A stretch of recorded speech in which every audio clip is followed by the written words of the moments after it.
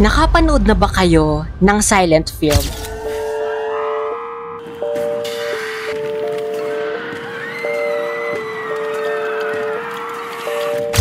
Ang galing talaga sa visualization, sa mga prosthetic ng Viva dito, no? Laka makaano nito, feeling ko, parang sa dako ba to? Like, lumalabas yung mumu. Nakapanood na ba kayo ng silent film? Or yung mga pelikula na walang mga dialogues, pure actions lang? Yung mga nakikita natin, walang naka-record na tunog? Or may makita lang tayo dito yung mga text na lumalabas sa mga screen? More on non-verbal, yung mga galaw sa mga silent film. Pero paano kung yung katakot-takot na nilalang sa silent film ay lumabas mismo sa totoong buhay? So for today's video guys, panoorin natin itong Post House trailer ng Viva. When my mom, she got murdered. Not about it, so I really don't remember much. I'm pretty sure that I saw something that night. Okay, mukhang more on jump scares din itong Post House na to. So narinig natin si Sid Lucero dito na nagkukwento about her mom na minurder daw. Studio Viva. Can you promise me matatapos natin ng pelikulang to? Of course. Well, Nicholas Red. Restored. Perfect.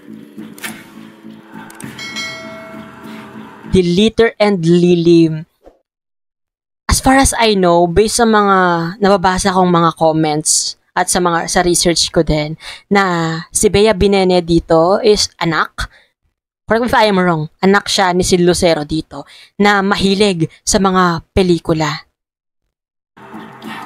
This film is not just... Malaki yung expectation natin dito since, diba, si Nicholas Red, parang kapatid ba to ni Mikhail?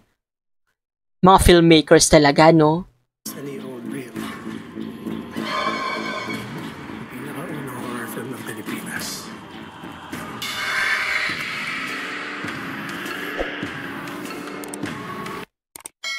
Ang galing talaga sa visualization, sa mga prosthetic ng Viva dito, no? Kasi since ito yung mga pinupoint out ko talaga eh. Yung kung gaano ka-detailed yung mga pamumu nila, pa-monster nila dito, no? And then, I think, yeah, yung mismong Post House, yung may naninirahan or tinitirahan ng mga masasamang elemento dito na during their editing or post-prod, may encounter lahat nila yon.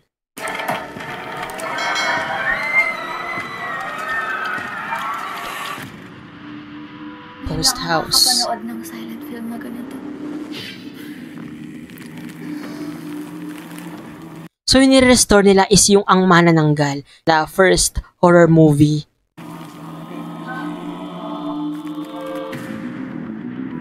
Ano yun? Lakas maka ano nito, feeling ko parang sa dako ba to? Like lumalabas yung mumu sa mismong pelikula or sa mismong, alam mo yun, sa mismong screen. Post House. Mukhang kahit ilang mga cast lang na nandito, mafe-feel din natin kung gaano ka-creepy yung kwento nito. Ano kayang klaseng nilalang yung mapapalabas or magagambala ng magagambala ni Bea Binene dito at ni Sid Lucero? Feeling ko hindi lang sila isa. Kasi nakita natin doon may ghost na security guard ba yun? May ghost na babaeng tumatakbo tapos may mahaba yung kamay. Diba? Tapos yung parang may sunog din eh.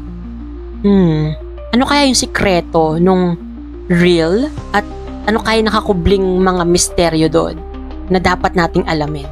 Yun, napanood nyo na ba itong trailer or teaser ng Post House?